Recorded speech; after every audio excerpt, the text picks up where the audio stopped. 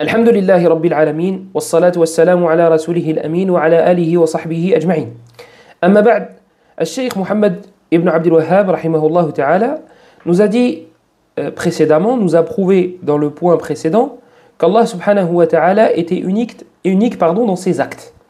Allah subhanahu wa ta'ala est le seul à créer, est le seul à donner la pourvoyance, est le seul à gérer. At-tadbir. Donc Allah subhanahu wa ta'ala, nous devons de croire cela le concernant.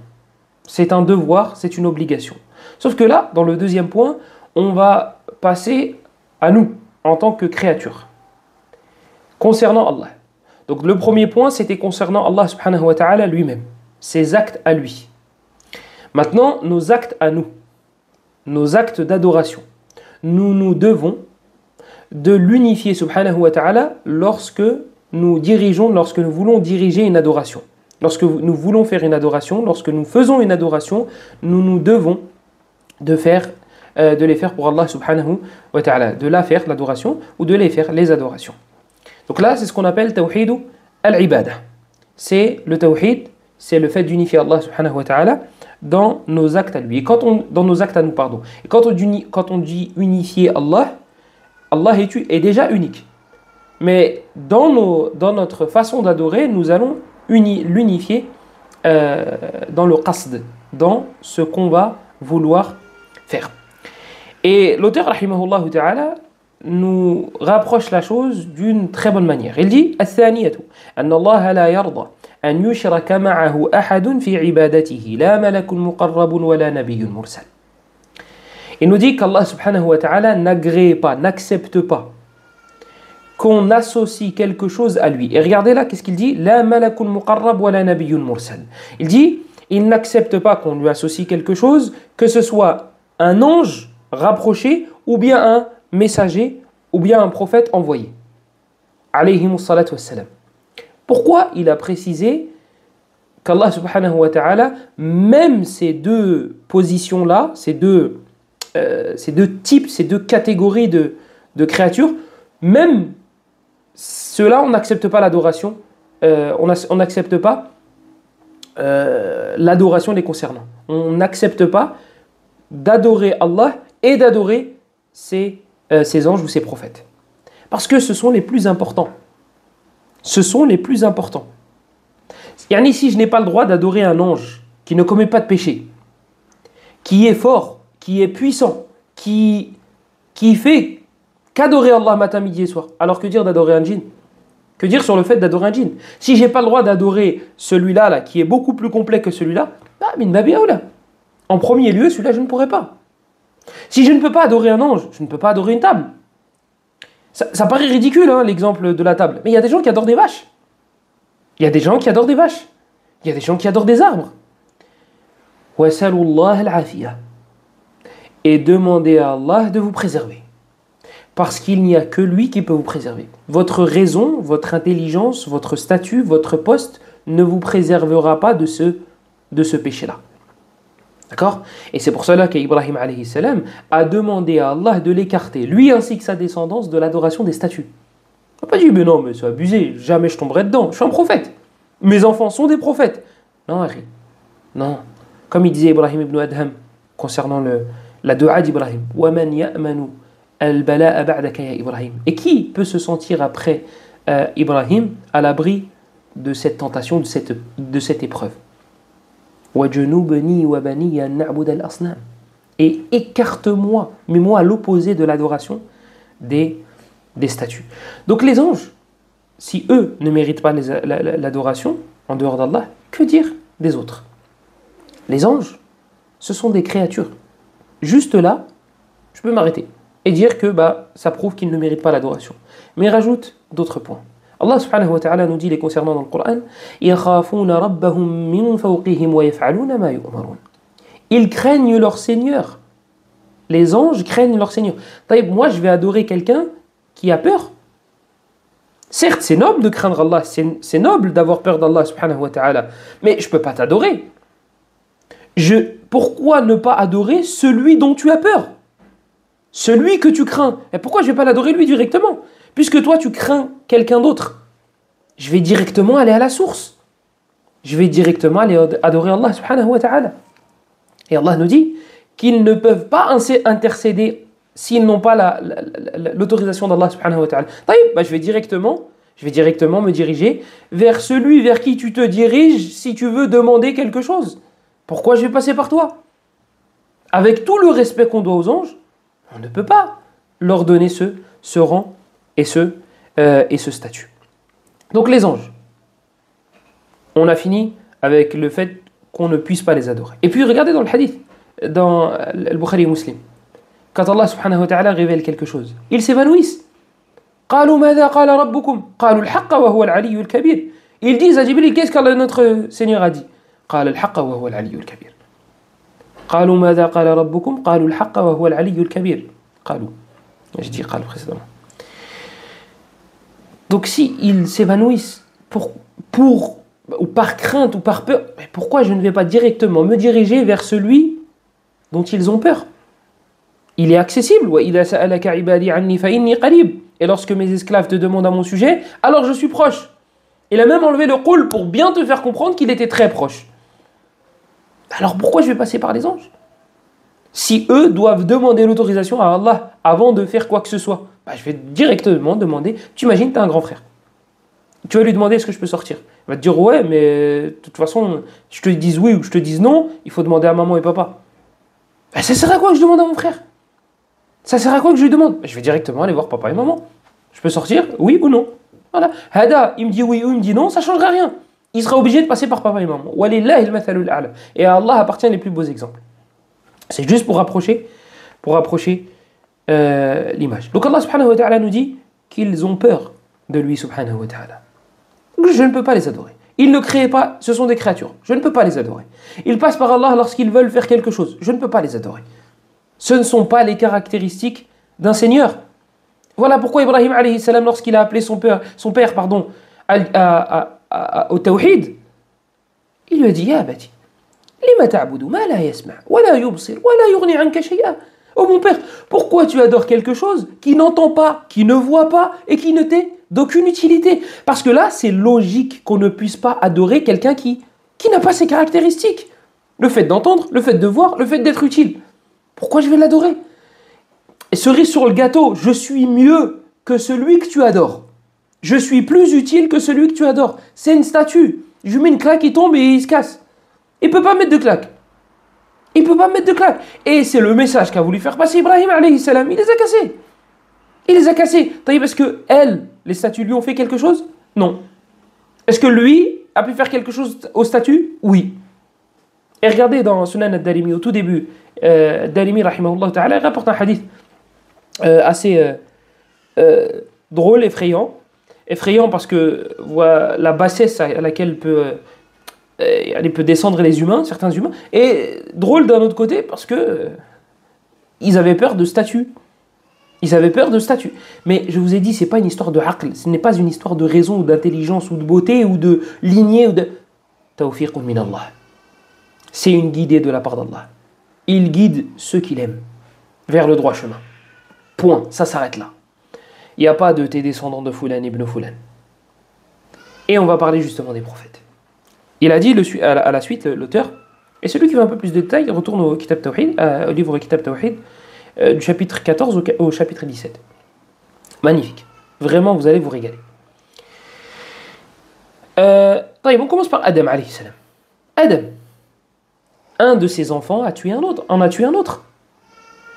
Un de ses enfants en a tué un autre. Pourquoi? Si lui est un prophète et qu'il a son mot à dire et qu'il peut guider, pourquoi il n'a pas guidé son fils avant qu'il tue le second? Parce que la guidée ne fait pas partie des caractéristiques des humains. Ce n'est pas une option que tu peux acquérir. La guidée, elle appartient à Allah subhanahu wa ta'ala. La guidée, elle appartient... Il aurait pu fermer la porte.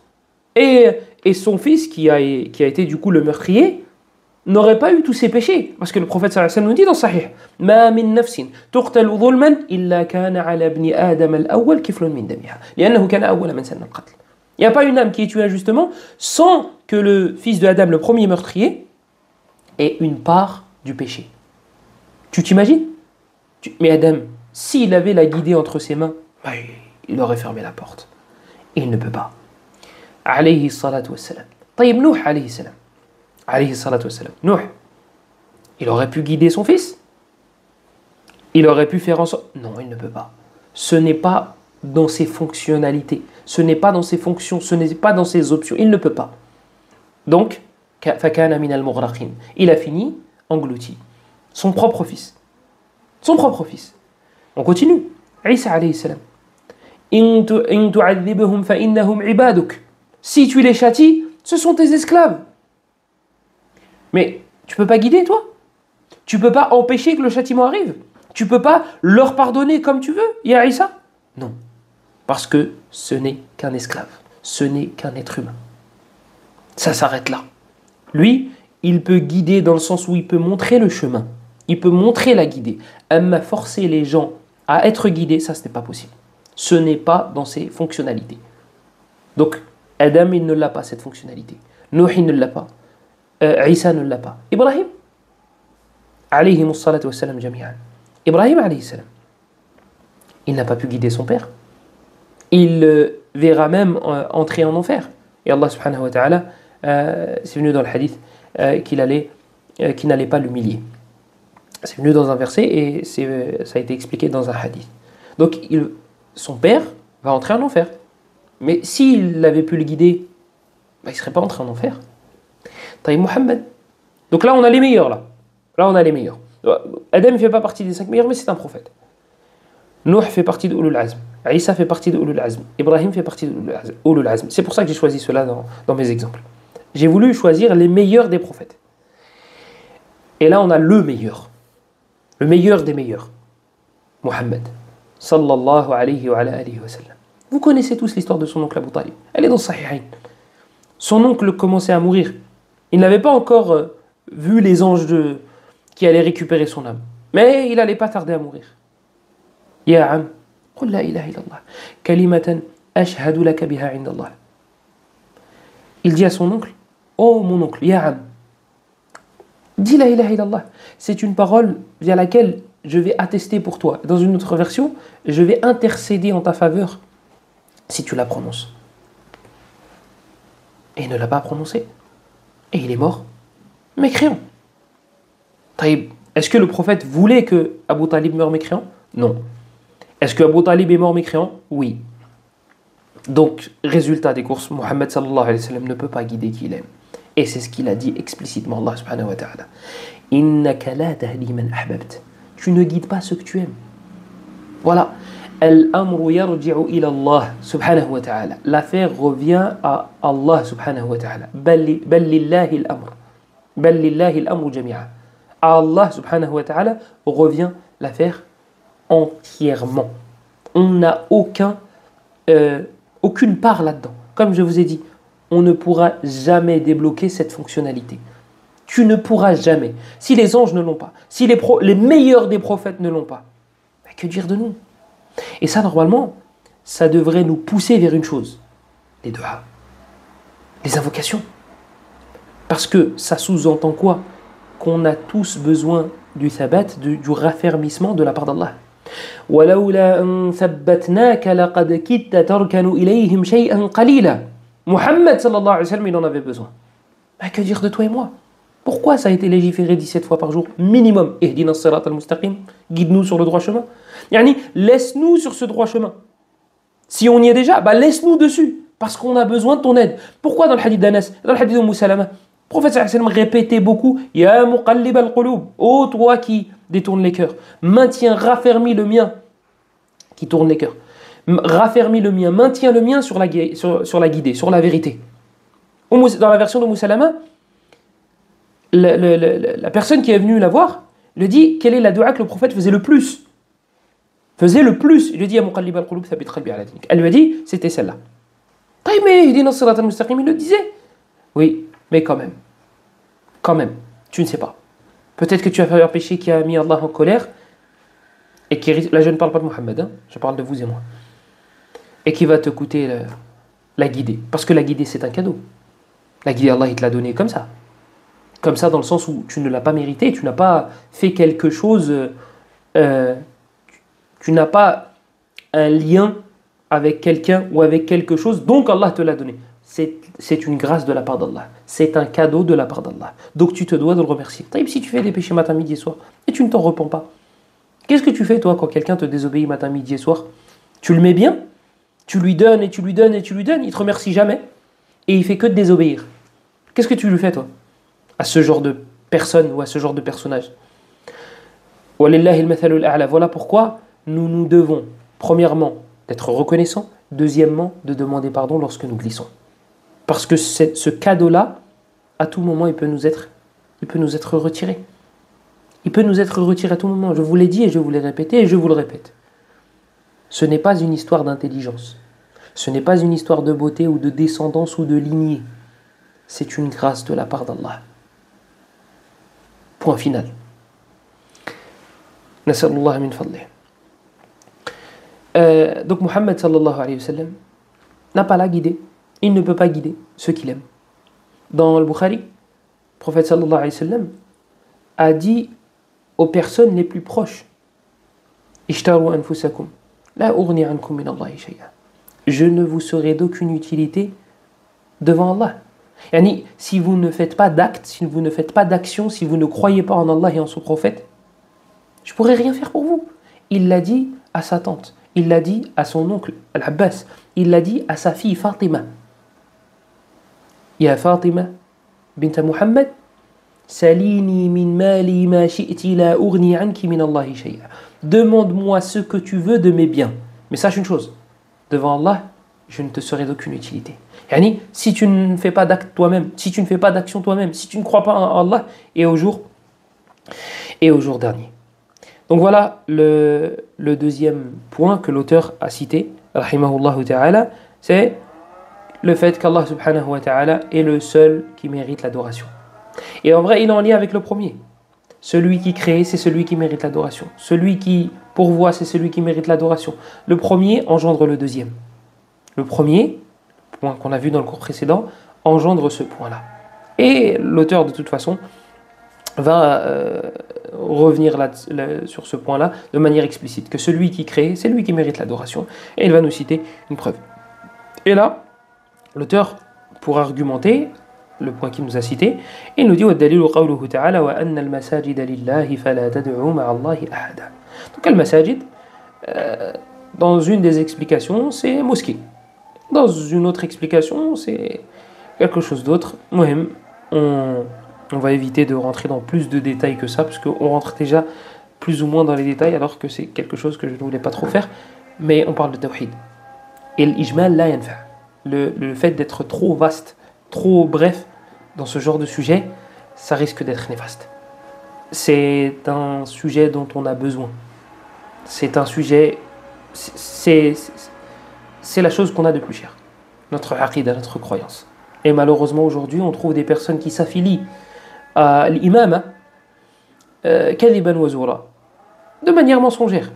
Et qui disent, non, le tawhid, c'est à tes parents de te l'enseigner. Et si tes parents t'ont pas enseigné le tawhid, pourquoi tu viens me voir moi pour que je te l'enseigne? Pourquoi tu te plains Ajib. Wa ila Allah al-mushtaka. Wa ila Allah al-mushtaka. Qu'est-ce que vous faites dans les rangs des aïmma? Qui vous a mis imam? Qui vous a permis de vous faufiler jusqu'à vous mettre ici? La chéchia, la barbe? La fusion des deux? Allah al-musta'an. Allah al-musta'an. Bref, les anges ne méritent pas l'adoration. Donc les djinns, les murs, les arbres ne le méritent encore moins. Les prophètes, les envoyés, les messagers ne méritent pas l'adoration. Donc les vaches, les souris, la réincarnation, je ne sais quoi d'autre, ça ne mérite pas l'adoration. Ces choses-là, Allah il les a créées pour toi, et toi tu te diriges vers celles-ci pour les adorer. Tu es plus complet que ces choses-là. Allah il t'a donné un aql.